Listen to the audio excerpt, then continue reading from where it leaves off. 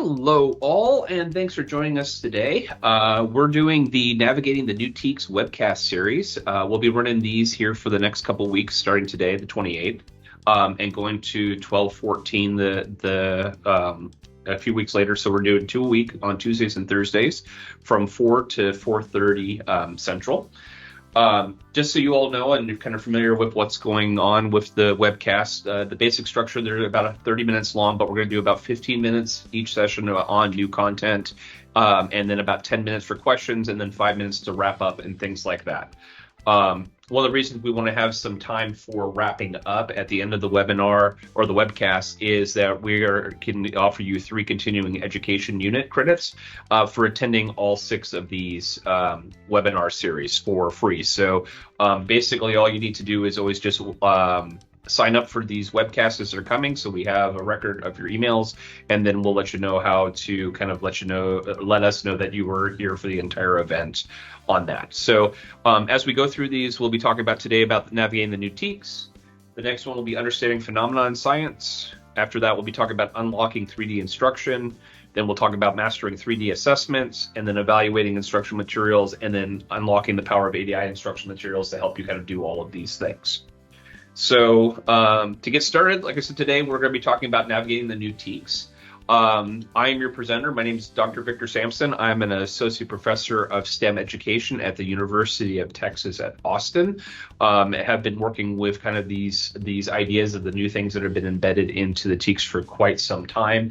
So I'm excited to kind of share some of these things with you. Also, if you have any questions at any time, please feel free to throw them in the chat. Jill Gregory is here as well, and she's going to be moderating that. So she'll also be dropping some links in as we're talking about things. So if you're interested in some of the things I'm talking about, you can learn more from those by following those links. So let's go ahead and do this. So if you would, I'm going to send you out to this website. Jill's going to drop this into chat as well, just so you get a chance to kind of see what the new TEKS look like. So if you go into this website, this from TEA, and Jill's dropping that in. If you click on that, you're going to go to this page. If you scroll down a little bit, you're going to see 2020-2021 New Science TEKS resources. And the first thing you can expand out on that box is side-by-side documents. So what TEA has done is organized all the TEKS that were existing in 2017 and what's the ones that were adopted in 2021 and go into effect next school year. So you can pick any course that you're teaching.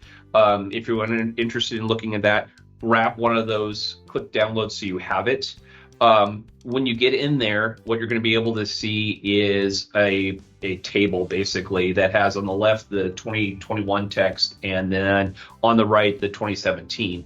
They've color coded it, so blue is new stuff that's been added, orange stuff is been removed, and what was left of the original TEK is still in black typeface. So you can kind of see what they've done with this. If you will, just take a second and take a look at that. I'm going to give you, just because it's a quick download, open it up, take a look at that, and think about kind of what are the things you notice when you scan over this. What do you kind of wonder about?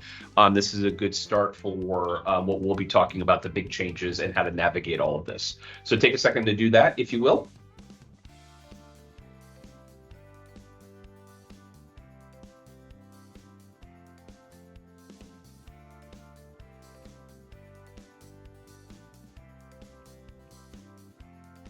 And if you have any problems with that, please let us know. Just throw any questions or concerns in the chat, and we're here to help you out with that.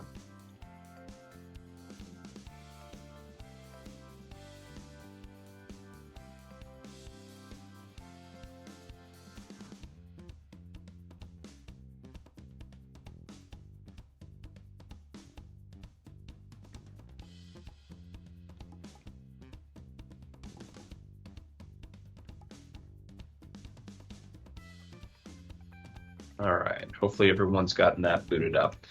One of the big things that we're looking at with this is, I kind of think of there's 4 really big changes of what's going on in the new TEKS here, right? So as you can see, as you open this up between the blue and the orange, there's a lot of new content that's going on. So things that we've been teaching in courses at certain grades have been moved to different grade bands, and new things that we've never had to teach in any of the grade bands have been added, and some things have been removed, right? So as with any new TEKS adoption, that's not surprising, right? Like moving things around and having things kind of refined in that way is pretty much the norm.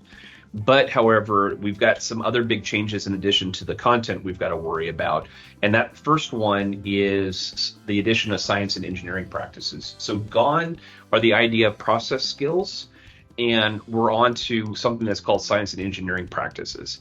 And the reason why they're called practices now is to emphasize this, the idea that science is not just a body of knowledge. It's not just concepts and terms, but it's also a set of things that people do to establish, extend, and refine that knowledge.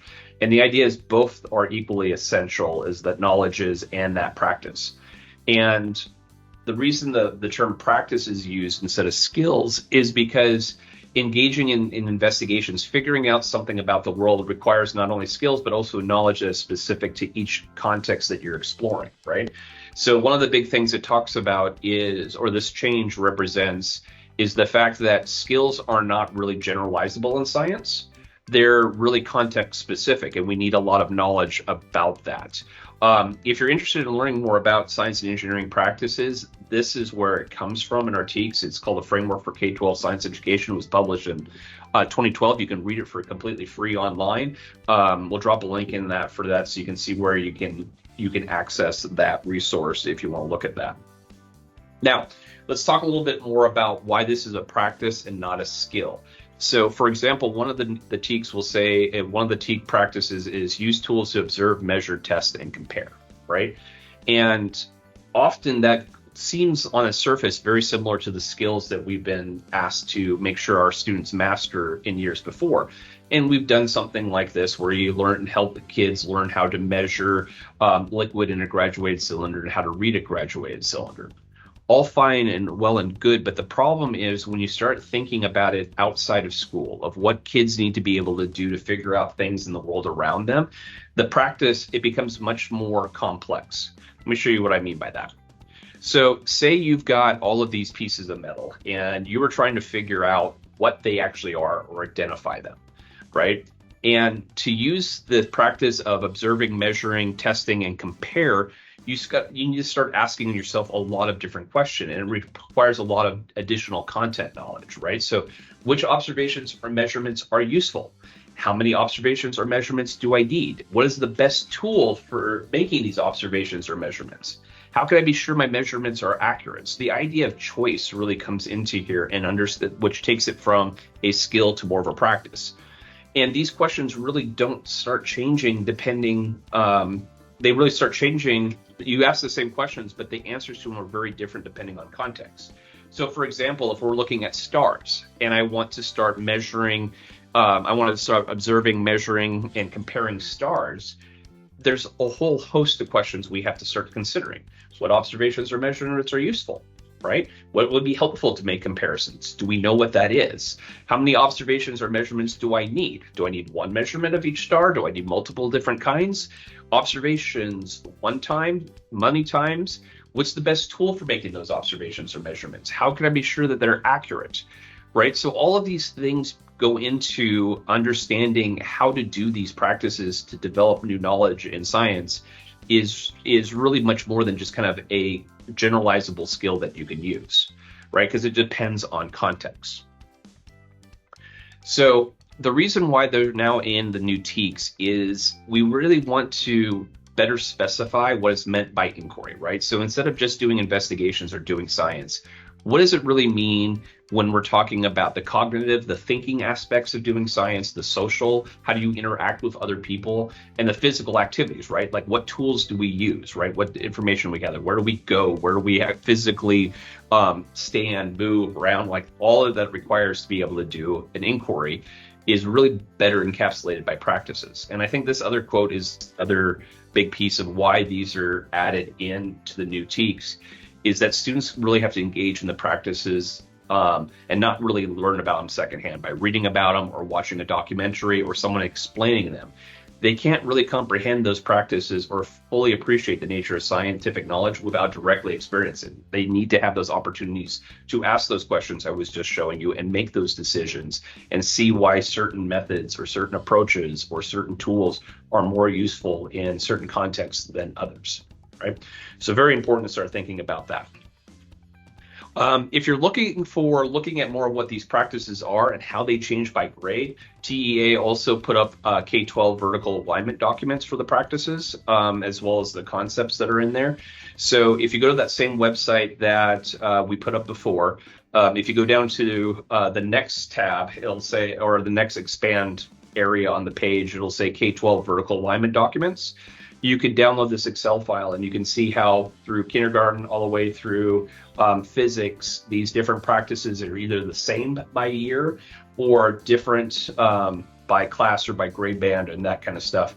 So you can kind of see how those change. And the idea is, even though that they say kind of the same thing, like ask questions and define problems all the way through, it's because the content is changing in each grade band, and being able to engage in practices of it requires our understanding of the content as well. So I highly recommend taking some time looking over those when you get a chance. We're not going to spend much time on that today just because we have a shorter webinar going on right now. One of the things, though, I will recommend that you think about is that the practices become a long list, right? So when you start looking at the practices in there, you'll see TEKS 1, TEKS 2, TEKS 3, and you'll have different practices under those. And the laundry list is really not the greatest way to start thinking about how these practices are used or helping students understand how they fit together. So what I really think about them is thinking about them by function, right? So you can think of practices that are really about investigation or gathering information, right? So these are practices about asking questions, planning and conducting investigation, using tools that we talked about, recording and organizing data, right? So that's really kind of collecting information. Then there's the practices that you engage in that really deal with sense making. And that's what do you do with the information when you have it, right? How do you analyze the data? How do you use models? Can you develop a model to make sense of this? Is there appropriate mathematics to bring in there? Can we develop explanations supported by evidence, right? Then once you have those kind of sense-making practices and you figured out what's going on, you can start thinking about communication, right? Of like, how do you share these explanations of what we learned? How do we listen to others? How do we engage in scientific discussion? And these vary a little bit by grade, but you can kind of think of these are the big bins that you can think of. And then finally, there's these critiquing practices, which happen all the way through this process. So you're not just investigating by itself or sense-making by itself, you're also spending a lot of time critiquing, right? Identifying limitations and advantages of models, you're identifying important evidence, you're critiquing explanations and evidence.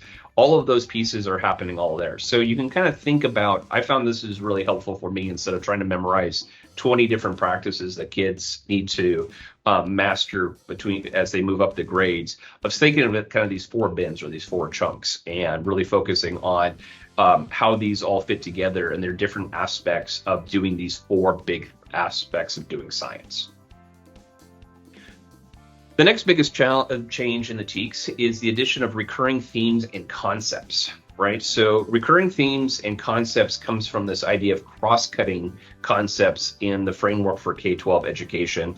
We'll drop that link back in there to that book so you can find where that is. There's actually a whole chapter all on cross-cutting concepts. So if you're reading that, that basically means the exact same thing as recurring themes and concepts in our TEKS, okay?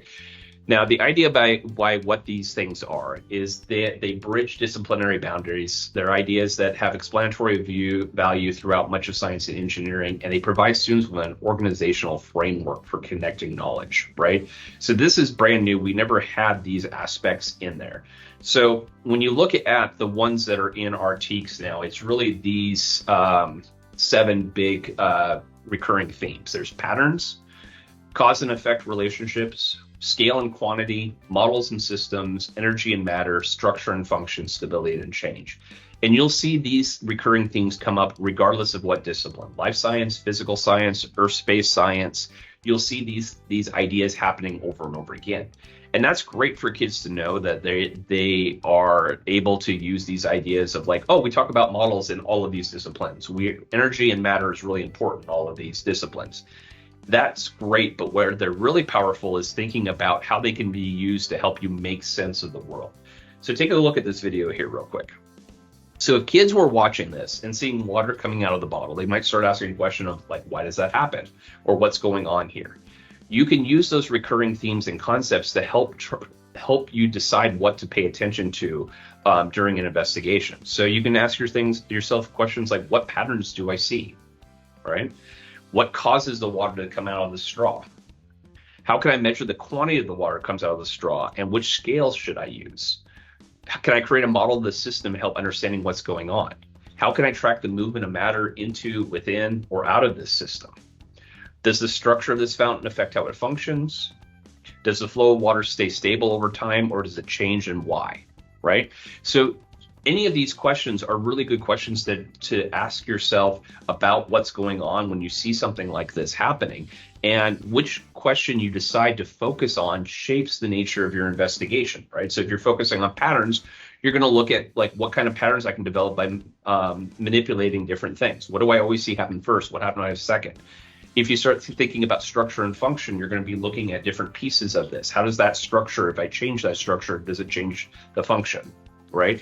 Or if I need to measure something, what quantity do I need to start thinking about? How do I best measure that? What scale should I use, right? What tools should I use? It all kind of focuses in people on what to pay attention to. And they can look at multiple questions like this during the same investigation, or really hone in on one or two, and it'll shape the nature of what you end up doing. Now, the last one is an expectation for instruction to be three-dimensional instead of two-dimensional or even one-dimensional, right? So there's a great article that talks about three-dimensional instruction and what that means. And we're going to do a whole webcast on this, but I wanted to kind of give you an idea of what this looks like. We'll drop a link in here so you can read this. It's a pretty short little article that was published a few years ago talking about what it looks like and how is it different. But for me, this is the way I think about it, right? So we've been talking about engineering practices that are just added and recurring themes and concepts. And there's always the disciplinary content, right? So if you look at these across these three, the disciplinary content is the models, theories, laws, and that scientists and engineers start as a starting point to explain and design, right? So we spend a lot of time focusing on that in the past, right? Okay, kids need to know these terms, they need to know these theories, they need to know these laws, these are very important. If you're only focusing on that during a lesson, that would be one-dimensional, right? Same thing with science and engineering practices. If you're asking kids to learn more about what science and engineers do to figure out how or why something happens, that's focusing on the practices. If you're only doing one-dimensional focus on the practices, you will spend your time doing kind of trying to do kind of decontextualized skill building kind of thing, which doesn't really work because it does, for it to be a practice, it has to be with content and specific. Then when you have your recurring themes, you can talk about like, here are those big things that we see across disciplines, and you can just learn about that recurring theme if you're doing one-dimensional. Now, if you start overlapping these, like practices and content, right, that's where you start seeing kids learning about concepts as they're engaging in practices, right? Or if you're using a framework and content, you can start talking about, here's an example of structure and function in this context, right? Where you finally get there is when you get the overlap of all three, then it becomes three-dimensional instruction, where you're focusing the practices, content, and a framework at the same time during the same lesson or learning experience.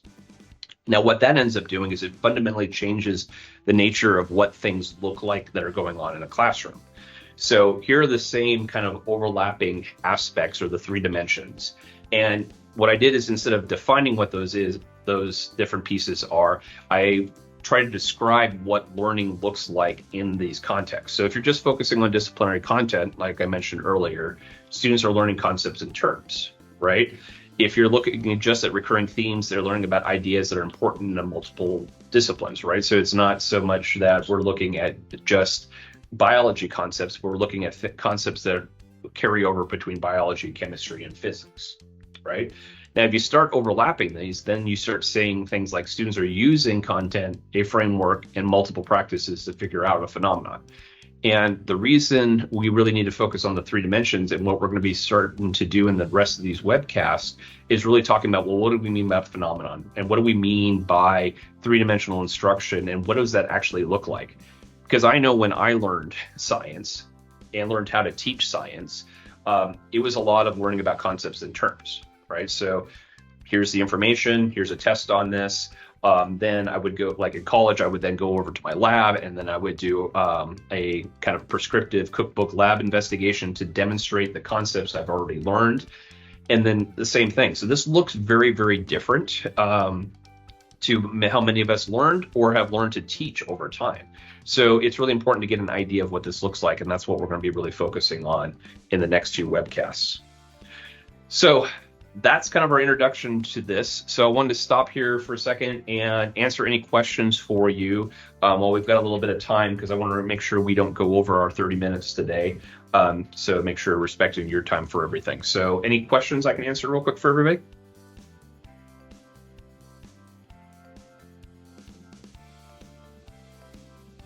And feel free to unmute yourself if you want to.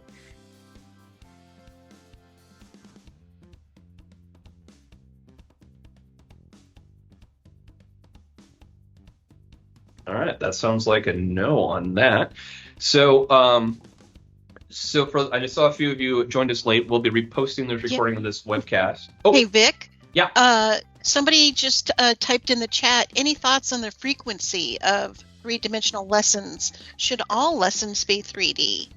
Awesome, right? So that is a fantastic question on that. So I would say not every lesson, but I would assume as many as possible that you're really starting to move to this aspect of it, right? Because once you start isolating things, especially when you start looking at practices without content or recurring themes without practices, you lose the overlap. That's really the expectation in the new TEKS, is for kids to be able to actually use these practices, concepts, and content to actually make sense of something in the world. I think as all of us as teachers, we spend a lot of time telling kids that they're going to need this in a future grade or in college or in a career. The TEKS here are now actually in kids to start making sense now, right? So you can get more practice of actually pulling these useful tools in and learning about how they're all interrelated and the nuances of them. And the more you do that, the more kids get away from this. Now, there's always time in lessons to do, or during the school year, to spend time on specific terms as needed, or some help on measurements and those things, and move back down to like 1 or 2 dimensions. That's always a good thing to do to support kids. But I think the expectation is to really move to doing this as much as possible to give kids enough experiences to really master how to do this. Is there any other ones?